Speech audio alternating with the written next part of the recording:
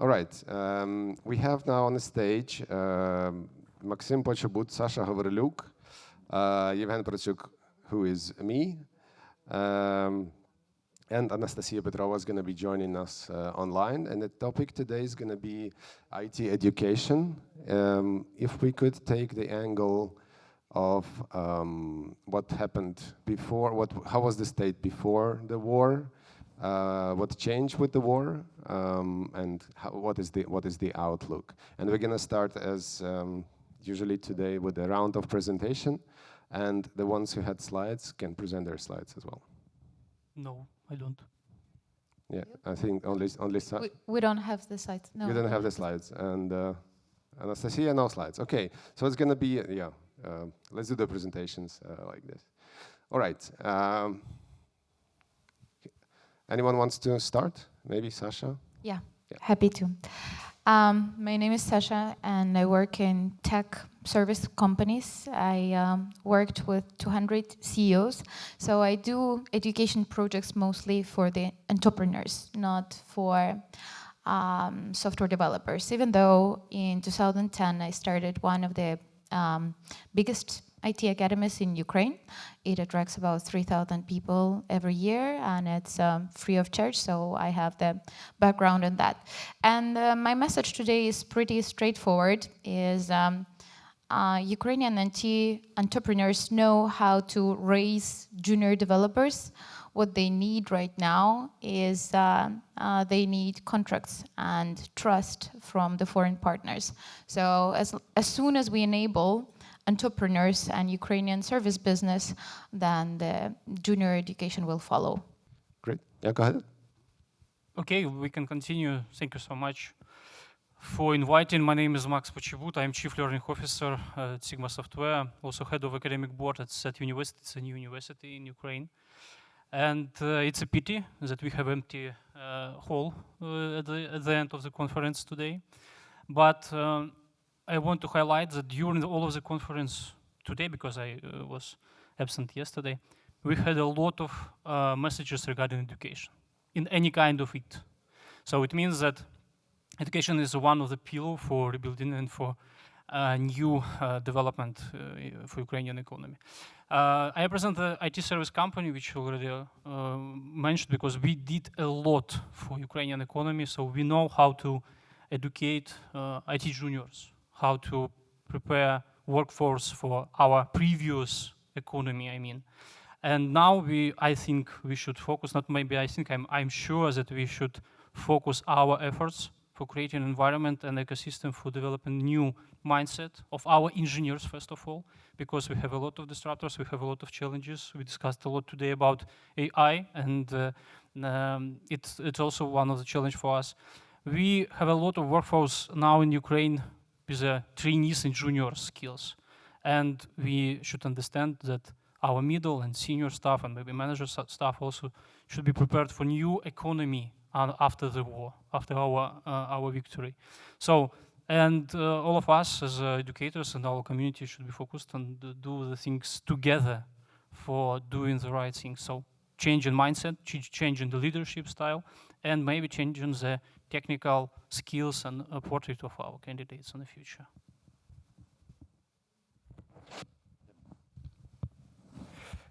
Hi, my name is Dmytro Zavgorodny. I work in the Ministry of Education and Science of Ukraine. I'm a Deputy Minister for Digital Transformation. So the interesting thing is even not the war, because of course it influenced a lot on education and the market and all the companies. But the discussions that we had during this year with several members of IT clusters and big software companies is about the perspectives of hiring in Ukraine, inside the country, even after the war. And they do not understand what would be the demand for new engineers in what fields and so on. So this completely like an open question right now. We still are like growing in the demand for education and software engineering, and a lot of students are applying for this. Also, we definitely have quite good universities and not always so good, but it is more important for us right now to, let's say, to move our focus from the software development in education to an introduction of like, let's say, into informational technologies to all other sectors of education, to medicine and vocational education and others, because it really increases the capacity of those who can use the like modern software or AI tools or any other tools, and they are not using it right now, even like if we're talking about teachers and other professions. So this is the goal that we have right now, the first one. The second one is that what we started with the Ministry of Digital Transformation before the war, to reform in education in informational technologies.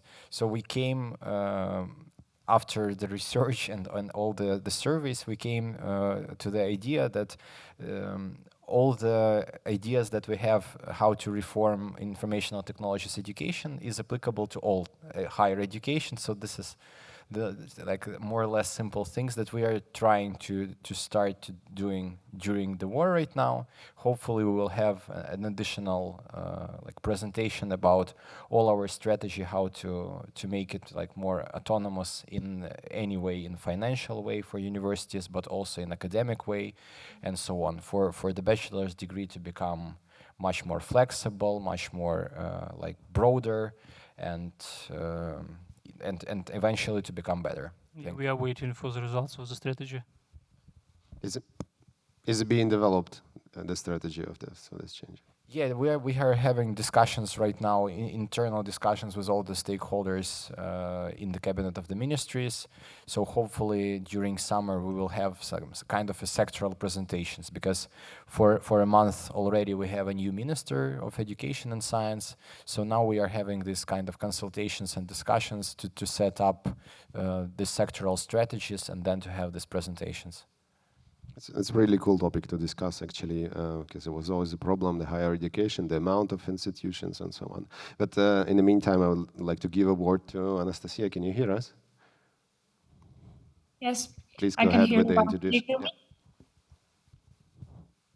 We can hear you. Please go ahead with the introduction. Yeah. Thank you so much. My name is Anastasia. I work for Swedish-Ukrainian IT school, Beetroot Academy, and we work as education institution since 2014, when the war has already started in Donbass, and it was a big wave of IDPs, internally displaced persons, in Poltava. Our parent company, Beetroot, which is outsourcing IT software development company, actually decided that there is a demand in IT for professionals, and there are people that need a new job, that need new skills, and that need the economic security. So our mission to let's say fill out this gap between the demand and between the need of people to get a new job. The academy started work in 2014, and right now it's even more crucial than before. I have some data. Is it okay if I show one slide, or is it better without? You got to be the only one otherwise, so let's keep it without, if you could. Yeah, sure. So with the data that I wanted also to tell that in Almega, in the Swedish report, there is data that until 2030, there will be a shortage of workers in tech industry that in the amount of 85 million. And at the same time, there are a lot of Ukrainians that moved around inside of Ukraine, around Europe, around the world, that need a new job. And as the sphere is growing, we can bridge this gap and make IT skills more accessible to everyone. And in our experience, what we see, we work with various donors, with international organizations, with governmental organizations, also with Ministry of Digital Transformation in IT generation project, helping Ukrainians to reskill into IT. We saw that there is a huge interest of people. But of course, there is a gap between people that graduate and between the moment when they get the first job. Because as we know, to get the first job is not the easiest step, and also during these times when the number of vacancies of juniors is not super high. And we see what actually helps our graduates and what we want to help them to do.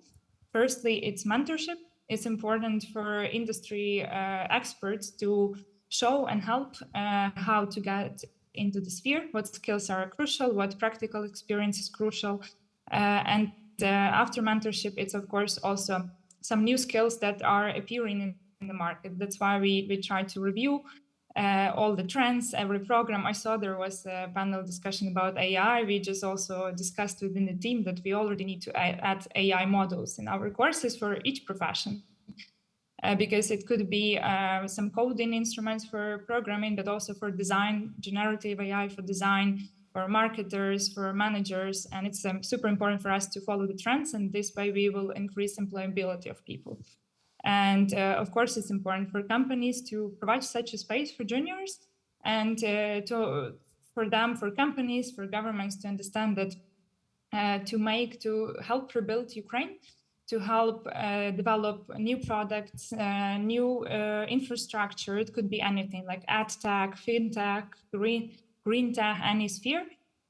It's important to have educated people that are aiming to help and do that. So in case to produce something to help rebuild, we need to firstly get the knowledge and educate people. That's why I believe we have a huge mission here. Definitely. Thanks, Anastasia. The first question I would like to discuss briefly, because we've heard the introductions, and your services are mainly aimed to Ukrainian companies, for internal resources, or maybe as a contract, you do the educational services. Is there a future for Ukrainian educational services or the services provided by Ukrainian companies to export them as an export goods? Similarly, like Ukrainian IT is 80%, up to 80% oriented for exports.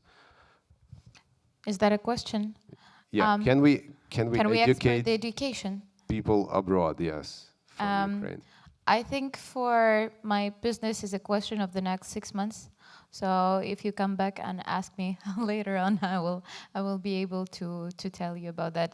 And right now we have an educational project with a global company based in Barcelona. So, but I am not sure I could call that pilot a start of export. So it's still a pilot. I could add that education is a global thing. It's not about local one. And when we talk about the export, we already do this. All of companies located in Ukraine do the global things. It means not only about the IT education inside the company, IT education for workers, it's about for clients too, because we are part of global environment, educational environment. And now, after the February 2022, many companies started to do the projects in a different regions of the world. So they try to play the similar playbook in Africa, in Latin America, as example. And a lot of our partners do these things and do these things very effectively, and they can show that we can provide high level of education, of IT education skills for any kind of domains and for any kind of countries too. But this is not on one of the example only. We can share our knowledge, how do the education in a war, how we do the things at schools, at universities. This is also our experience. We can share it. It's not about the export, but this is one kind of lessons learned for all of the world too. I will be maybe more skeptical in this because if we're talking about an export of education, I think that there are definitely some examples, but let's call them startups. So there are some educational products or companies which are doing education in software development, and they could like go to another markets and maybe even have become leaders on another market. So we have this kind of products, and I hope that they will be successful all around the world. But when we're talking about educational export, it means that in all the world, it means that we are talking about international students. because really international students can bring much more funds inside the country than any kind of this export potentials, even for the biggest software development companies. Because in average, before the war, one international student brought several $1,000s to the country for 1 year. So staying for 4 years, multiplied by, let's say, 50,000 students, this is a huge amount of funds in billions of dollars that are coming to the country. And it was the strategy to increase the amount of the students. For instance, the biggest fraction of those were from India. Then several African countries are in this list. And we believe that after the war they came back. It could be and should be much more. But the biggest amount of the students are in the sphere of medicine, then some other sectors, also informational technologies, but more than the half in medicine, which is very easy to understand because it's like just cheaper to have this education that's very expensive all around the world. Can we provide the level of education in software development that could be exported in India or in any other countries? It mostly depends on our software development companies, because while we will increase the difference between salaries in companies and universities, and we as a government will not ever cover this difference, we will have the education which will be not so will not have such a quality and to compete with even with education that companies could provide. So for this to happen, something should change in the relationships between companies and their senior developers and others. Like for instance, in Facebook, they have additional salary for if you have PhD. They have a leave for those who want to have PhD, and a lot of opportunities for people to work in universities as a part-time teachers, because this is important for a company and others.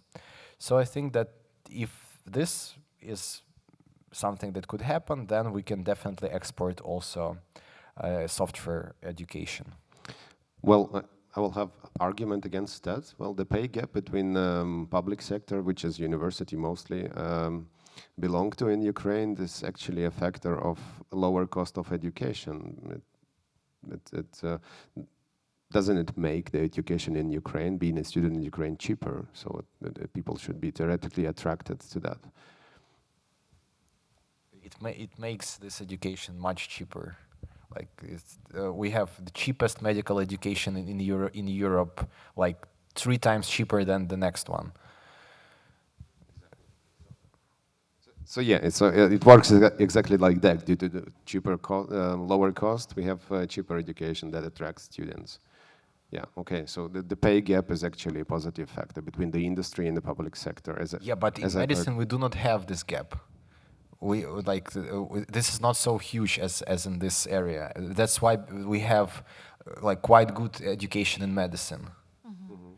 And to have this level of education in engineering and everything else, we need engineers to work in universities, like good engineers, best engineers, to export this service.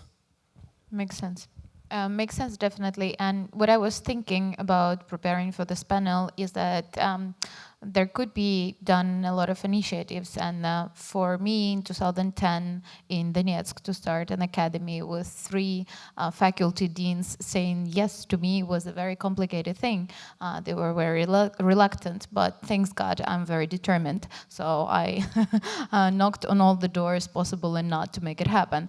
But the collaboration that I was thinking about is that IT clusters, which are very well formed in Ukraine, could probably kind of patronize the universities and have some sort of, let's say, obligatory involvement into the curriculum, which would also lead for them, which would have, the obligation should be on both sides. So the business could probably update the curriculum so that universities prepare the staff that we can employ, and the business would have to supply the engineers to do the lectures. When we are doing our academy. We were working with Donetsk University, with Lviv University. We were giving guest lectures, but guest lectures was the only way they wanted to see us. And yeah. I could argue here because you know that curriculum at our universities is good, really good, because our is it clusters, modernized? Our clusters, associations, companies did a lot to update it and invest a lot of the time to update curriculum. But curriculum is not an issue. Well, You are right that issue the teachers, guest speakers. I'm always said that we have a clear and perfect curriculum at our university, but we have a poor talent pool, I mean teachers pool. So we should invest in the teachers. And how? It means sometimes to attract the best guys from our industry and to invest our time and maybe some resources to push them to do the forward. Because, as example, me personally I teach all of my time. I mean, from graduation from university, and I spent and I push my colleagues too. So it means the curriculum is not only the issue. The teachers, the best guys who want to teach. We talk a lot about this in different panels and different communities, and I think we did a lot. But now there's a different reality too. In this case. Talking about issues, what are the major issues and problems that the industry is facing right now? Except, of course, your message: hire Ukrainian, get the orders. Yeah, like we discussed, curriculum at the moment, amount of students, maybe. If my answer, Please. I think that one of maybe not, let's not say problems, but challenges is to get the first practical experience, actually practice. So what we are trying to do in our courses is to use the flipped methodology. So during the live classes with teachers, students actually do some practical job to build their portfolio.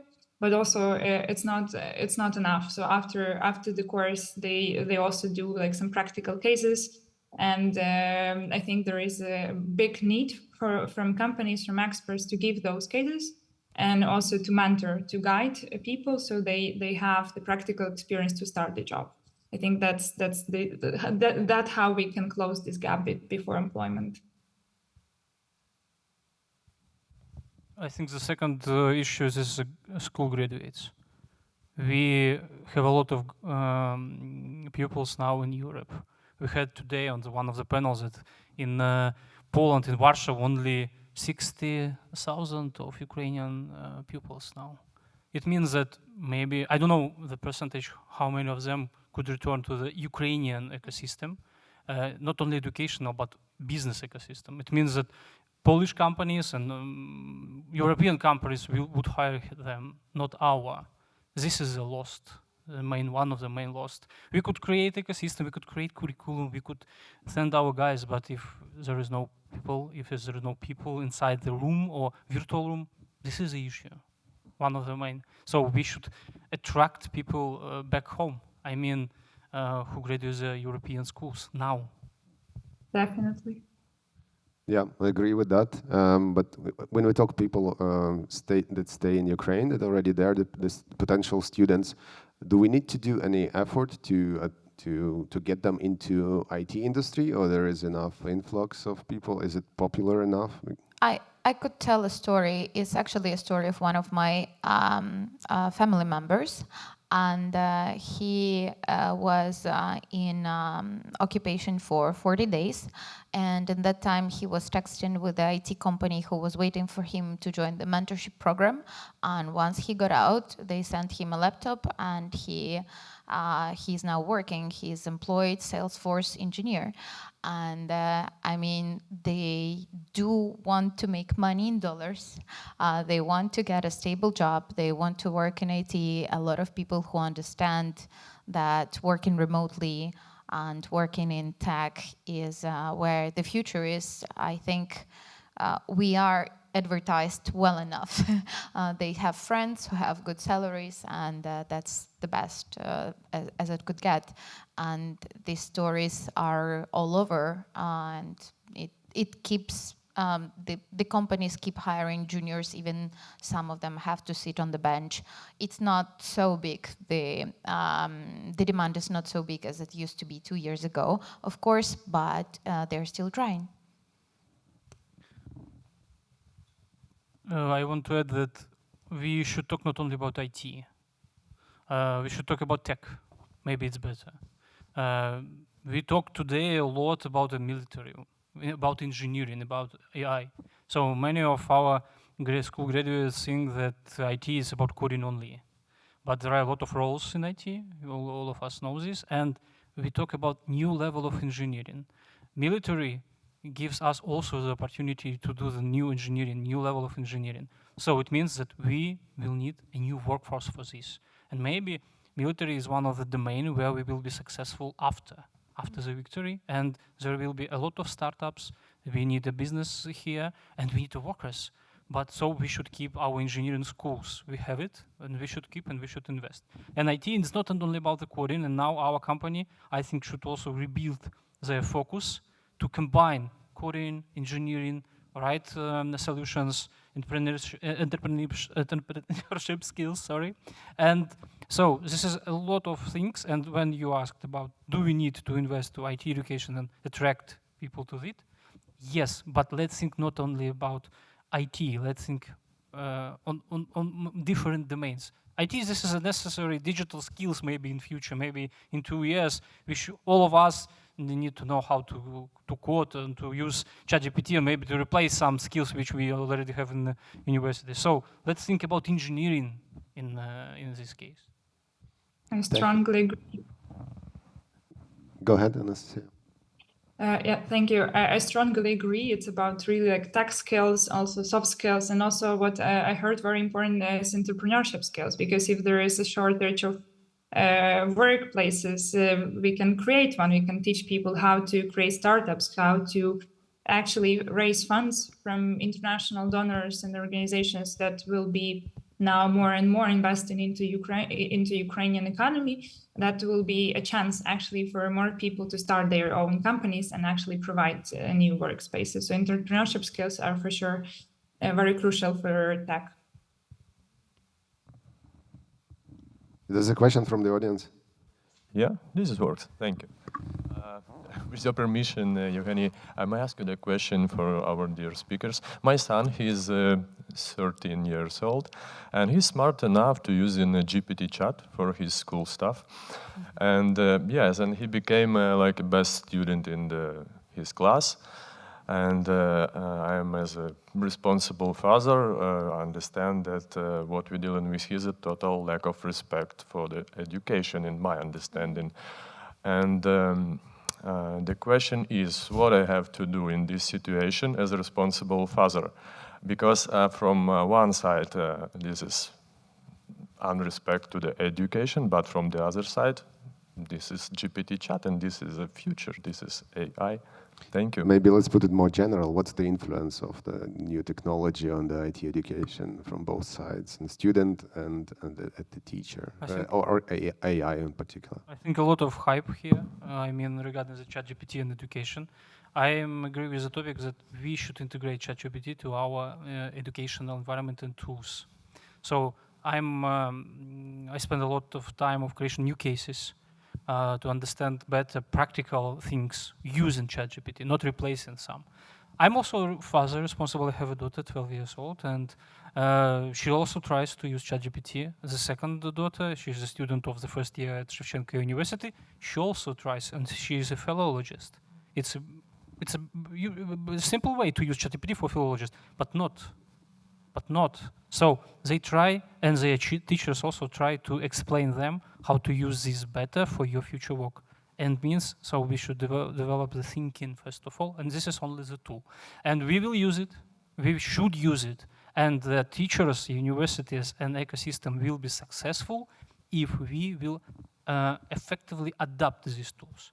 And another one, so if not, they will be after Soviet Union, as we have universities in such manner in our country now. So implementation, this is the first of all, and second one, so we as parents should first of all to be in touch with our children, I think, and to control all of these things, because thinking, first of all, this is only the tool. Yeah, to be honest, to begin with, I take his phone from him. Yes? And first of all, he should finish all the tasks, and then I give the phone back. One of the tasks of informatics in the 8th grade at our school to create a HTML site with 3 pages and with a link into the main page. ChatGPT did this in 3 seconds. My daughter used it. So, and she sent it to the teachers, and okay, 12. She's got 12. So what does it mean? But after that, I try to explain the architecture, all of this, how it works. So it means that we should create new cases for them on the next level. It's the similar with the juniors. Our juniors, for example, in IT industry in 2015, now it's a trainee. So it's the same case. Different task, different approach to education then. Sorry. Well, I don't have this problem because my students' results are basically in tax dollars that they are paying because we work in business. But my daughter is much smaller, so I'm trying to assume what would I do if I was in your situation. I would probably think that there should be some sort of ratio of the tasks that she can do with the help of the ChatGPT, and then the bigger chunk should be done with the help of the brain, because we're training the brain to use the tools. For sure.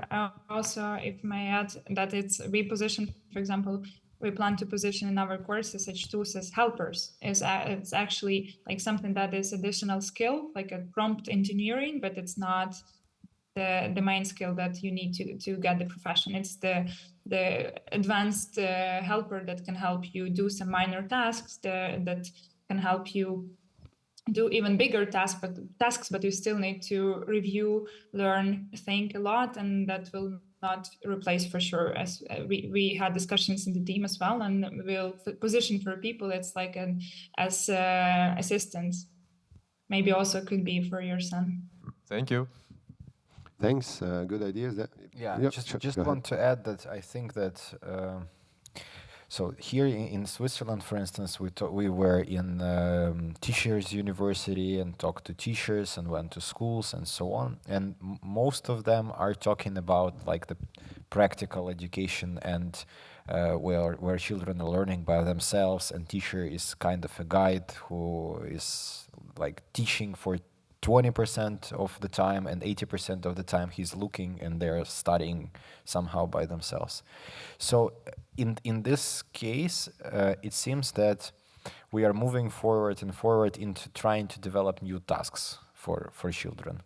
And it became harder and harder for us when the calculator appears, telephone, something else, computer. Many tasks seem to be I don't know, why should I learn this if I just can find it through Google and so on. So I don't think that this is like the answer that you do not need an information because you can find anything. But the tasks that are given to children, like projects and so on, they should become much more complicated for them even to use all these tools around them, calculators, computers, AI, whatever. But still, if the task is very complicated, they need to understand a lot of things and concepts, not only how to use tools, but to go deeper inside the content of the task to understand that then this AI produces something which is wrong, and how to manage this and so on. So in your example, Maxim, the daughter should have the business analysis session or something like this before she creates the web page. So it's going to be next level of the task. Next question, maybe I would like to ask. You emphasized actually that the curriculum was updated somehow. How is it happening? Is it happening efficient enough, and what's the future of the interaction between industry? So there are a lot of questions everywhere when we conduct the education panel.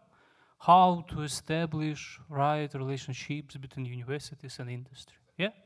So, I don't know, maybe 15 years in Ukraine, we do these things together with university.